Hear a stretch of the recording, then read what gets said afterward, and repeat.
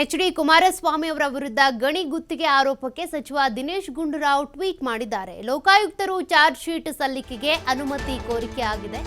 ಈ ವಿಚಾರಕ್ಕೆ ಸಂಬಂಧಪಟ್ಟಂತೆ ಲೋಕಾಯುಕ್ತ ಪೊಲೀಸರು ರಾಜ್ಯಪಾಲರ ಅನುಮತಿ ಕೇಳಿದ್ದಾರೆ. ರಾಜ್ಯಪಾಲರು ನಿಷ್ಪಕ್ಷಪಾತರು ಎಂಬ ಮಾತಿದೆ.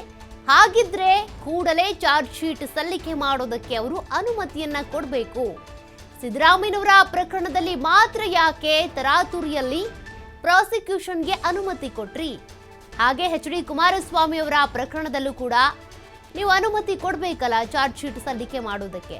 ಬಟ್ ಇವರ ಪ್ರಕರಣದಲ್ಲಿ ವಿಭಿನ್ನವಾಗಿ ವರ್ತಿಸ್ತಾ ಇದ್ದಾರೆ ರಾಜ್ಯಪಾಲರು. ಅನುಮತಿ ನೀಡೋದಕ್ಕೆ ಮೀನಾಮೇಷ ಎಣಿಸ್ತಿದ್ದಾರೆ ಅಂತ ದಿನೇಶ್ ಗುಂಡೂರಾವ್ ಅವರು ಕಿಡಿಕಾರಿದ್ದಾರೆ.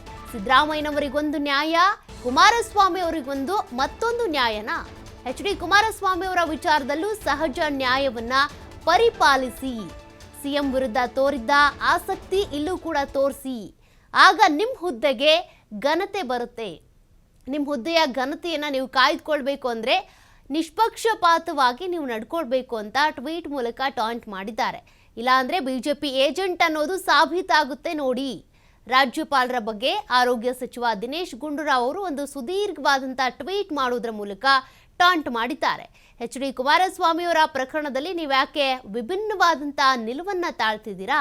ಅದೇ ಸಿದ್ದರಾಮಯ್ಯನವರ ಪ್ರಕರಣದಲ್ಲಾದರೆ ಏಕಾಏಕಿಯಾಗಿ ಪ್ರಾಸಿಕ್ಯೂಷನ್ಗೆ ಅನುಮತಿ ಕೊಟ್ರಿ, ತನಿಖೆ ಆಯಿತು, ಇಷ್ಟೆಲ್ಲ ಡೆವಲಪ್ಮೆಂಟ್ಸ್ ಆಗಿದೆ. ಅವರು ಸಿಟ್ಟಿಂಗ್ ಸಿಎಂ, ಅವ್ರ ವಿರುದ್ಧ ಇಷ್ಟೆಲ್ಲ ಮಾಡಿದ್ದೀರಾ. ಅಂಥದ್ರಲ್ಲಿ ಕೇಂದ್ರ ಸಚಿವ ಎಚ್.ಡಿ. ಕುಮಾರಸ್ವಾಮಿ ಅವರ ವಿರುದ್ಧ ಬಂದಿರುವಂಥ ಗುತ್ತಿಗೆ ಆರೋಪಕ್ಕೆ ಸಂಬಂಧಪಟ್ಟಂತೆ ಯಾಕೆ ಈಗ ಮೌನ ತಾಳ್ತಿದ್ದೀರಾ? ಯಾಕೆ ವಿಭಿನ್ನವಾಗಿ ನಡ್ಕೊಳ್ತಾ ಇದ್ದೀರಾ? ಎಲ್ಲರ ವಿರುದ್ಧ ಕೂಡ ನೀವು ಒಂದೇ ರೀತಿಯಾಗಿ ನ್ಯಾಯವನ್ನು ಪರಿಪಾಲಿಸಬೇಕಲ್ವಾ? ನೀವು ಹಾಗಾದರೆ ಬಿಜೆಪಿ ಏಜೆಂಟ್ ಅಂತಾನೆ ಸಾಬೀತಾಗ್ಬಿಡುತ್ತೆ ಚಾರ್ಜ್ ಶೀಟ್ ಸಲ್ಲಿಕೆ ಮಾಡೋದಕ್ಕೆ ಪರ್ಮಿಷನ್ ಕೊಟ್ಟಿಲ್ಲ ಅಂದರೆ. ಹಾಗಾಗಿ ತಕ್ಷಣವೇ ಚಾರ್ಜ್ ಶೀಟ್ ಸಲ್ಲಿಕೆಗೆ ನೀವು ಅನುಮತಿ ಕೊಡಬೇಕು. ಇಲ್ಲ ಅಂತಂದರೆ ನೀವು ಬಿಜೆಪಿ ಏಜೆಂಟ್ ಅನ್ನೋದು ಮತ್ತೊಮ್ಮೆ ಸಾಬೀತಾಗುತ್ತೆ ಅಂತ ದಿನೇಶ್ ಗುಂಡೂರಾವ್ ಅವರು ಒಂದು ಟ್ವೀಟ್ ಮಾಡೋದ್ರ ಮೂಲಕ ರಾಜ್ಯಪಾಲರಿಗೆ ಎಚ್ಚರಿಸಿದ್ದಾರೆ. ನೋಡಿ, ನೀವು ಪಕ್ಷಪಾತ ಮಾಡಬಾರ್ದು, ನಿಷ್ಪಕ್ಷಪಾತವಾಗಿ ನಡ್ಕೊಳ್ಳಿ ಅಂತ.